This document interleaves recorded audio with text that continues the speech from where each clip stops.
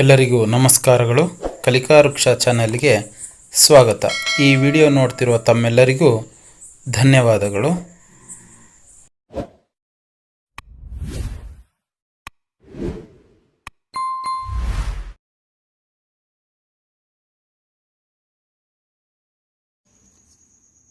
Hi ಮಕ್ಕಳೇ, ಈ ಹಿಂದಿನ ವಿಡಿಯೋದಲ್ಲಿ ಕಾಗುಣಿತಾಕ್ಷರಗಳಿನ ಅನುಸ್ವರ ಕಾಗುಣಿತವನ್ನು ಹೇಳಿಕೊಡಲಾಗಿತ್ತು. ಈಗ ಈ ವಿಡಿಯೋದಲ್ಲಿ ಅನುಸ್ವರ ಇರುವ ಪದಗಳನ್ನು ಹೇಗೆ ಓದಬೇಕು ಎಂಬುದನ್ನು ಹೇಳಿಕೊಡುತ್ತೇನೆ. ಈಗ ಇಲ್ಲಿ ಪದಗಳನ್ನು ಒಂದು ಸಾರಿ ಓದೋಣ. ಕಂದ, ಕಂಸ, ಚಂಪ, ಚಂಡು, ಗಂಭೀರ, ಗಂಡು. ಇಲ್ಲಿ ಈ ಪದಗಳನ್ನು ನೋಡಿ ಮಕ್ಕಳೇ. ಇಲ್ಲಿ ಕಂದ, ಕಂಸ, ಚಂಪ, ಚಂಡು, ಗಂಭೀರ, ಗಂಡು. ನೋಡಿ ಮಕ್ಕಳೇ, ಇಲ್ಲಿ ಕಂದ ಪದವನ್ನು ಓದಬೇಕಾದ್ರೆ ಕ ಒಂದು ಸೊನ್ನೆ ಕನ್ನಾಗಿದೆ. ಕಂಸ ಪದವನ್ನು ಓದಬೇಕಾದ್ರೆ ಕ ಒಂದು ಸೊನ್ನೆ ಕಮ್ಮಾಗಿದೆ. ಚಂಡು ಪದವನ್ನು ಓದಬೇಕಾದ್ರೆ ಚ ಒಂದು ಸೊನ್ನೆ ಚಣ್ಣಾಗಿದೆ. ಚಂಪ ಪದವನ್ನು ಓದಬೇಕಾದ್ರೆ ಚ ಒಂದು ಸೊನ್ನೆ ಚಮ್ಮಾಗಿದೆ. ಗಂಡ ಪದವನ್ನು ಓದಬೇಕಾದ್ರೆ ಗ ಒಂದು ಸೊನ್ನೆ ಗಣ್ಣಾಗಿದೆ. ಗಂಭೀರ ಪದವನ್ನು ಓದಬೇಕಾದ್ರೆ ಗ ಒಂದು ಸೊನ್ನೆ ಗಮ್ಮಾಗಿದೆ. ಆದರೆ ನಾವು ಕಾಗುಣಿತಗಳಲ್ಲಿ ಕ ಒಂದು ಸೊನ್ನೆ ಕಮ್ ಅಂತೀವಿ, ಛ ಒಂದು ಸೊನ್ನೆ ಚಮ್ ಅಂತೀವಿ, ಗ ಒಂದು ಸೊನ್ನೆ ಗಮ್ ಅಂತೀವಿ. ಆದರೆ ಪದಗಳನ್ನು ಓದಬೇಕಾದ್ರೆ ಸೊನ್ನೆಯ ಉಚ್ಚಾರಣೆ ಬದಲಾಗುತ್ತದೆ. ಹಾಗಾದರೆ ಈಗ ಅನುಸ್ವರದ ಇರುವ ಪದಗಳನ್ನು, ಅಂದರೆ ಸೊನ್ನೆ ಇರುವ ಪದಗಳನ್ನು ಹೇಗೆ ಉಚ್ಚರಿಸಬೇಕು ಎಂಬುದನ್ನು ಈಗ ನೋಡೋಣ. ನೋಡಿ ಮಕ್ಕಳೇ, ಅನುಸ್ವರ ಅಂದರೆ ಸೊನ್ನೆ ಇರುವ ಪದಗಳನ್ನು ಓದುವ ರೀತಿ. ಕಾಗುಣಿತಾಕ್ಷರಗಳಲ್ಲಿ ಕಾಗೆ ಸೊನ್ನೆ ಅಂದರೆ ಅನುಸ್ವರ ಕೊಟ್ಟರೆ ಕಂ ಎಂದು, ಳಾಗೆ ಸೊನ್ನೆ ಕೊಟ್ಟರೆ ಳಂ ಎಂದು ಓದುತ್ತೇವೆ. ಕಾಗುಣಿತಾಕ್ಷರಗಳಲ್ಲಿ ಇದು ಸರಿಯಾದ ಉಚ್ಚಾರಣೆ. ಆದರೆ ಪದದ ಅಕ್ಷರಗಳ ನಡುವೆ ಸೊನ್ನೆ ಬಂದಾಗ ಆ ಸೊನ್ನೆಯ ಮುಂದೆ ಯಾವ ಅಕ್ಷರವಿದೆಯೋ ಅದಕ್ಕೆ ಅನುಗುಣವಾಗಿ ಸೊನ್ನೆಯ ಉಚ್ಚಾರಣೆ ಬದಲಾಗುತ್ತದೆ. ಅದು ಹೇಗೆ ಎಂಬುದನ್ನು ಈಗ ನೋಡೋಣ. ಉದಾಹರಣೆಗೆ ಸಂಬಂಧ. ಇಲ್ಲಿ ನೋಡಿ, ಸ ಪಕ್ಕದಲ್ಲಿರುವ ಸೊನ್ನೆ ಮಾ ವ್ಯಂಜನ ಆಗಿದೆ, ಬ ಪಕ್ಕದಲ್ಲಿರುವ ಸೊನ್ನೆ ನಾ ವ್ಯಂಜನ ಆಗಿದೆ. ಸಂಬಂಧ ಏನಿದು? ಸಂಬಂಧ ಹೆಂಗೆ ಆಯಿತು, ಇಲ್ಲಿ ಯಾಕೆ ಚೇಂಜ್ ಆಯಿತು ಎಂಬುದನ್ನು ಈಗ ನೋಡೋಣ. ನೋಡಿ ಮಕ್ಕಳೇ, ಯಾವುದೇ ಒಂದು ಪದದ ಅಕ್ಷರಗಳ ನಡುವೆ ಸೊನ್ನೆ ಬಂದಾಗ ಆ ಸೊನ್ನೆಯ ಮುಂದೆ ಯಾವ ಅಕ್ಷರ ಇರುತ್ತದೆಯೋ ಆ ಅಕ್ಷರವು ಯಾವ ವರ್ಗದಲ್ಲಿ ಕಾಚಾಟ ತಾಪ ಮತ್ತು ಅವರ್ಗೀಯ ವ್ಯಂಜನಗಳಾದ ಯಾ ಇಂದ ಳವರೆಗೆ ಬರುತ್ತದೆಯೋ ಆ ವರ್ಗದ ಅನುನಾಸಿಕ ಅಕ್ಷರವಾಗಿ ಸೊನ್ನೆಯನ್ನು ಉಚ್ಚರಿಸಬೇಕು. ನೋಡಿ, ಉದಾಹರಣೆಗೆ ಇಲ್ಲಿ ಸಂಬಂಧ ಅಂತ ಇದೆ. ನೋಡಿ, ಯಾವುದೇ ಒಂದು ಪದದ ನಡುವೆ ಅಕ್ಷರಗಳ ನಡುವೆ ಸೊನ್ನೆ ಬಂದಾಗ ಇಲ್ಲೊಂದು ಪದ, ಈ ಪದದ ನಡುವೆ ಸೊನ್ನೆ ಬಂದಿವೆ, ಹೌದಾ? ಸೊನ್ನೆಯ ಮುಂದೆ ಯಾವ ಅಕ್ಷರ ಇರುತ್ತದೆಯೋ, ಸೊನ್ನೆಯ ಮುಂದೆ ಇಲ್ಲಿ ಯಾವ ಅಕ್ಷರ ಇದೆ? ಬ ಇದೆ. ಆ ಅಕ್ಷರವು ಯಾವ ವರ್ಗದಲ್ಲಿ ಬರುತ್ತದೆಯೋ, ಈ ಬ ಎಂಬುದು ಪ ವರ್ಗದಲ್ಲಿ ಬರ್ತದೆ, ಆ ವರ್ಗದ ಅನುನಾಸಿಕ ಅಕ್ಷರವಾಗಿ ಸೊನ್ನೆಯನ್ನು ಉಚ್ಚರಿಸಬೇಕು. ಈ ಪ ವರ್ಗದ ಅನುನಾಸಿಕ ಅಕ್ಷರ ಮ. ಸೊನ್ನೆಯನ್ನು ಈಗ ಮಾ ವ್ಯಂಜನವಾಗಿ ಉಚ್ಚರಿಸಬೇಕು. ನಂತರ ಸೊನ್ನೆಯ ಮುಂದೆ ಇರುವ ಅಕ್ಷರ ದ. ದ ಯಾವ ವರ್ಗದಲ್ಲಿ ಬರ್ತದೆ? ತಾ ವರ್ಗದಲ್ಲಿ ಬರ್ತದೆ. ತಾ ವರ್ಗದ ಅನುನಾಸಿಕ ಅಕ್ಷರ ನ. ಇಲ್ಲಿ ಸೊನ್ನೆ ನ ಆಗಿ ಉಚ್ಚರಿಸಬೇಕು. ಸಂಬಂಧ, ಸಂಬಂಧ. ಚಿಂಪಾಂಜಿ ಅಂತಿದೆ. ಸೊನ್ನೆಯ ಮುಂದೆ ಪಾ ಅಕ್ಷರವಿದೆ. ಪಾ ಅಕ್ಷರವು ಪಾ ವರ್ಗದಲ್ಲಿ ಬರ್ತದೆ. ಪಾ ವರ್ಗದ ಅನುನಾಸಿಕ ಅಕ್ಷರ ಮ.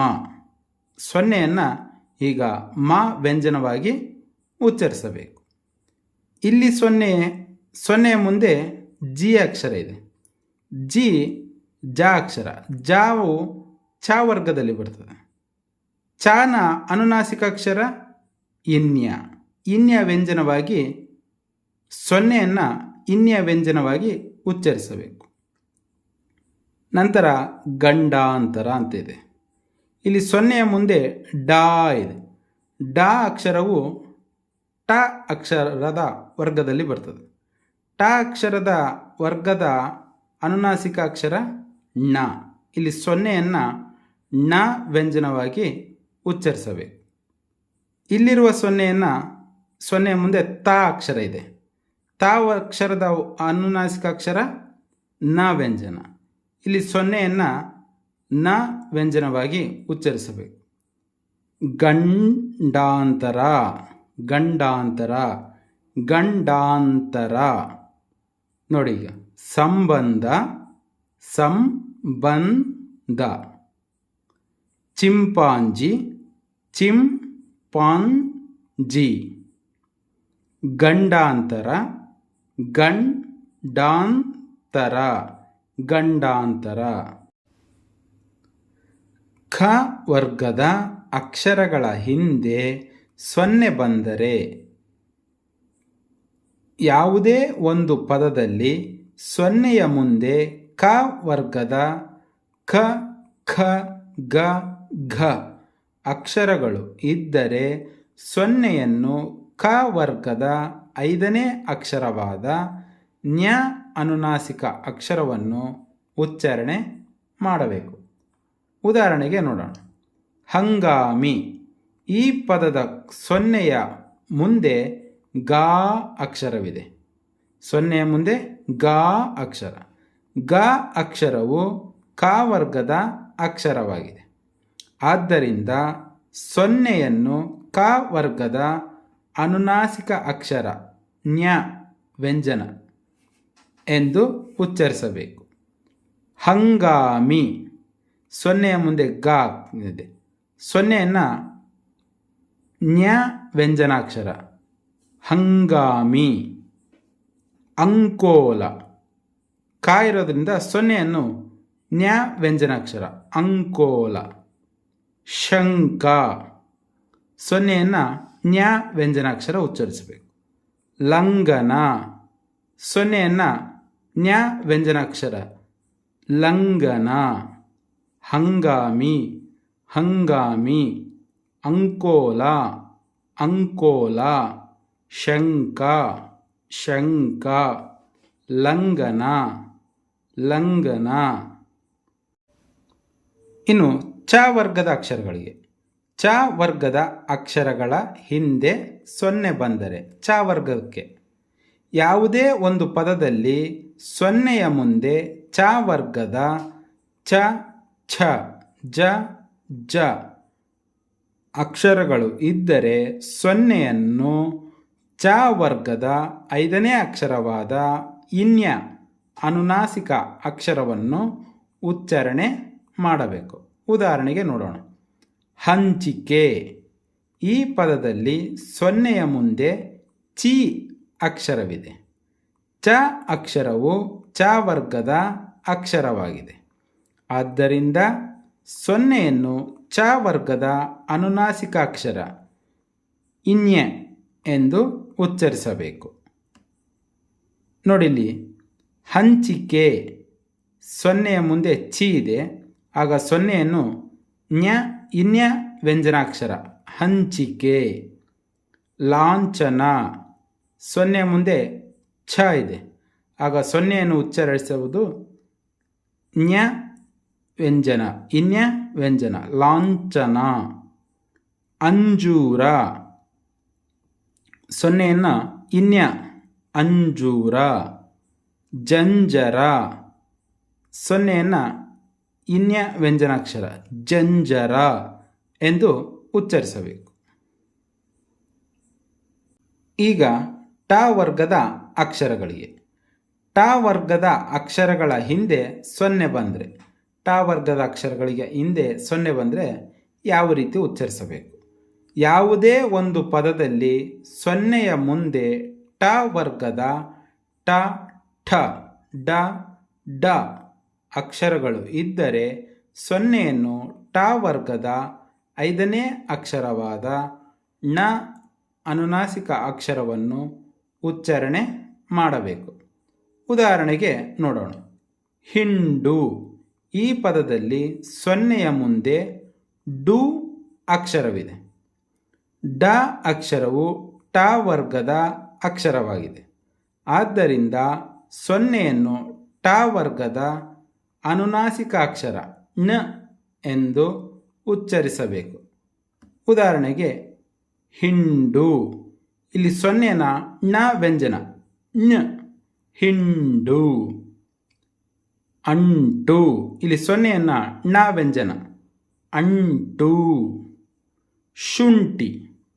ಸೊನ್ನೆಯನ್ನು ಣ ವ್ಯಂಜನ ಶುಂಠಿ, ಶುಂಠಿ. ಹಿಂಡು, ಹಿಂಡು. ಅಂಟು, ಅಂಟು. ಶುಂಠಿ, ಶುಂಠಿ. ಈ ರೀತಿಯಾಗಿ ಟ ವರ್ಗದ ಅಕ್ಷರಗಳು ಬಂದಾಗ ಟ ವರ್ಗದ ಅನುನಾಸಿಕ ಅಕ್ಷರ ಣ ಎಂದು ಸೊನ್ನೆಯನ್ನು ಉಚ್ಚರಿಸಬೇಕು. ತ ವರ್ಗದ ಅಕ್ಷರಗಳ ಹಿಂದೆ ಸೊನ್ನೆ ಬಂದರೆ ಸೊನ್ನೆಯನ್ನು ಯಾವ ರೀತಿ ಉಚ್ಚಾರಣೆ ಮಾಡಬೇಕು? ಯಾವುದೇ ಒಂದು ಪದದಲ್ಲಿ ಸೊನ್ನೆಯ ಮುಂದೆ ತ ವರ್ಗದ ತ, ಥ, ದ, ದ ಅಕ್ಷರಗಳು ಇದ್ದರೆ ಸೊನ್ನೆಯನ್ನು ತ ವರ್ಗದ 5ನೇ ಅಕ್ಷರವಾದ ನ ಅನುನಾಸಿಕ ಅಕ್ಷರವನ್ನು ಉಚ್ಚಾರಣೆ ಮಾಡಬೇಕು. ಉದಾಹರಣೆಗೆ ಹಂದರ. ಈ ಪದದಲ್ಲಿ ಸೊನ್ನೆಯ ಮುಂದೆ ದ ಅಕ್ಷರವಿದೆ. ದ ಅಕ್ಷರವು ತ ವರ್ಗದ ಅಕ್ಷರವಾಗಿದೆ. ಆದ್ದರಿಂದ ಸೊನ್ನೆಯನ್ನು ತ ವರ್ಗದ ಅನುನಾಸಿಕ ಅಕ್ಷರ ನ ಎಂದು ಉಚ್ಚರಿಸಬೇಕು. ಉದಾಹರಣೆ ನೋಡಿ. ಹಂದರ. ಸೊನ್ನೆ ಮುಂದೆ ದ. ಈಗ ಸೊನ್ನೆ ನ ವ್ಯಂಜನ ಹಂದರ, ಹಂದರ. ಅಂದ. ಸೊನ್ನೆ ಮುಂದೆ ಧ ಅಕ್ಷರ ಇದೆ. ಈಗ ಸೊನ್ನೆ ನ ವ್ಯಂಜನ ಅಂದ, ಅಂದ. ಸಂತೈಸು. ಸೊನ್ನೆ ನ ವ್ಯಂಜನ ಆಗಿದೆ. ಸಂತೈಸು. ಪಂಕ್ತಿ. ಸೊನ್ನೆ ನ ವ್ಯಂಜನ ಆಗಿದೆ. ಪಂಕ್ತಿ. ಈ ರೀತಿಯಾಗಿ ತ ವರ್ಗದ ಅಕ್ಷರಗಳು ಸೊನ್ನೆ ಮುಂದೆ ಬಂದಾಗ ತ ವರ್ಗದ ಅನುನಾಸಿಕ ಅಕ್ಷರ ನ ಅಕ್ಷರವನ್ನು ಸೊನ್ನೆಗೆ ಉಚ್ಚರಿಸಬೇಕು. ಮಕ್ಕಳೇ, ಇನ್ನು ಉಳಿದ ವರ್ಗ ಪ ಮತ್ತು ಯ ವರ್ಗ. ಪ ವರ್ಗ ಮತ್ತು ಯ ವರ್ಗ. ಯ ಅಂದರೆ ಯ ವರ್ಗ ಅಂದರೆ ಅವರ್ಗೀಯ ವ್ಯಂಜನಗಳು. ಯ, ರ, ಲ, ವ, ಶ, ಶ, ಸ, ಹ, ಳ ಈ ಅಕ್ಷರಗಳು ಮತ್ತು ಪ ವರ್ಗ ಪ, ಪ, ಬ, ಭ ಈ ಅಕ್ಷರಗಳ ಹಿಂದೆ ಸೊನ್ನೆ ಬಂದರೆ ಯಾವ ರೀತಿ ಉಚ್ಚರಿಸಬೇಕು? ಯಾವುದೇ ಒಂದು ಪದದಲ್ಲಿ ಸೊನ್ನೆಯ ಮುಂದೆ ಪ ವರ್ಗದ ಪ, ಫ, ಬ, ಭ ಅಕ್ಷರಗಳು ಮತ್ತು ಅವರ್ಗೀಯ ವ್ಯಂಜನಗಳಾದ ಯ, ರ, ಲ, ವ, ಶ, ಶ, ಸ, ಹ, ಳ ಅಕ್ಷರಗಳು ಇದ್ದರೆ ಸೊನ್ನೆಯನ್ನು ಪ ವರ್ಗದ 5ನೇ ಅಕ್ಷರವಾದ ಮ ಅನುನಾಸಿಕ ಅಕ್ಷರವನ್ನು ಉಚ್ಚಾರಣೆ ಮಾಡಬೇಕು. ಉದಾಹರಣೆಗೆ ನೋಡೋಣ. ಹಂಪಲ. ಈ ಪದದಲ್ಲಿ ಸೊನ್ನೆಯ ಮುಂದೆ ಪ ಅಕ್ಷರವಿದೆ. ಪ ಅಕ್ಷರವು ಪ ವರ್ಗದ ಅಕ್ಷರವಾಗಿದೆ. ಆದ್ದರಿಂದ ಸೊನ್ನೆಯನ್ನು ಪ ಪ ವರ್ಗದ ಅನುನಾಸಿಕ ಅಕ್ಷರ ಮ ಎಂದು ಉಚ್ಚರಿಸಬೇಕು. ಉದಾಹರಣೆಗೆ ನೋಡಿ, ಹಂಪಲ ಸೊನ್ನೆ ಮ ವ್ಯಂಜನ ಹಂಪಲ ಹಂಪಲ. ಅಂಬಾರಿ ಸೊನ್ನೆ ಮ ವ್ಯಂಜನ ಇದೆ ಅಂಬಾರಿ ಅಂಬಾರಿ. ಜೃಂಬಕ ಸೊನ್ನೆ ಮ ವ್ಯಂಜನಾಕ್ಷರ ಜೃಂಬಕ ಜೃಂಬಕ. ಇದು ಪ ವರ್ಗದ ಅಕ್ಷರಗಳಿಗೆ. ಮಕ್ಕಳೇ, ಈಗ ಅವರ್ಗೀಯ ವ್ಯಂಜನಗಳಿಗೆ ಉದಾಹರಣೆ. ಹಿಂಸೆ ಈ ಪದದಲ್ಲಿ ಸೊನ್ನೆಯ ಮುಂದೆ ಸೆ ಅಕ್ಷರವಿದೆ. ಸ ಅಕ್ಷರವು ಅವರ್ಗೀಯ ವ್ಯಂಜನಾಕ್ಷರವಾಗಿದೆ. ಆದ್ದರಿಂದ ಸೊನ್ನೆಯನ್ನು ಪ ವರ್ಗದ ಅನುನಾಸಿಕ ಅಕ್ಷರ ಮ್ ಎಂದು ಉಚ್ಚರಿಸಬೇಕು. ಉದಾಹರಣೆಗೆ, ಹಿಂಸೆ ಸೊನ್ನೆ ಮ ವ್ಯಂಜನಾಕ್ಷರ ಆಗಿದೆ ಹಿಂಸೆ ಹಿಂಸೆ. ಅಂಶ ಇಲ್ಲಿರುವ ಸೊನ್ನೆ ಮ ವ್ಯಂಜನಾಕ್ಷರ ಆಗಿದೆ ಅಂಶ ಅಂಶ. ಸಂಯಮ ಸೊನ್ನೆ ಮ ವ್ಯಂಜನಾಕ್ಷರ ಸಂಯಮ ಸಂಯಮ. ಸಂವಾದ ಸೊನ್ನೆ ಮ ವ್ಯಂಜನಾಕ್ಷರ ಸಂವಾದ ಸಂವಾದ. ಸಿಂಹ ಸೊನ್ನೆಯು ಮ ವ್ಯಂಜನಾಕ್ಷರ ಸಿಂಹ ಸಿಂಹ. ಹಿಂಸೆ ಹಿಂಸೆ. ಅಂಶ ಅಂಶ. ಸಂಯಮ ಸಂಯಮ. ಸಂವಾದ ಸಂವಾದ. ಸಿಂಹ ಸಿಂಹ ಸಿಂಹ. ಈ ರೀತಿಯಾಗಿ ಸೊನ್ನೆಯನ್ನು ಉಚ್ಚರಿಸಿ ಪದಗಳನ್ನು ಓದಬೇಕು. ಸೊನ್ನೆಯ ಮುಂದೆ ಯಾವ ಅಕ್ಷರವಿರುತ್ತದೆಯೋ ಆ ಅಕ್ಷರವು ಯಾವ ವರ್ಗದಲ್ಲಿ ಬರುತ್ತದೋ ಆ ವರ್ಗದ ಅನುನಾಸಿಕ ಅಕ್ಷರವಾಗಿ ಸೊನ್ನೆಯನ್ನು ಉಚ್ಚಾರಣೆ ಮಾಡಬೇಕು.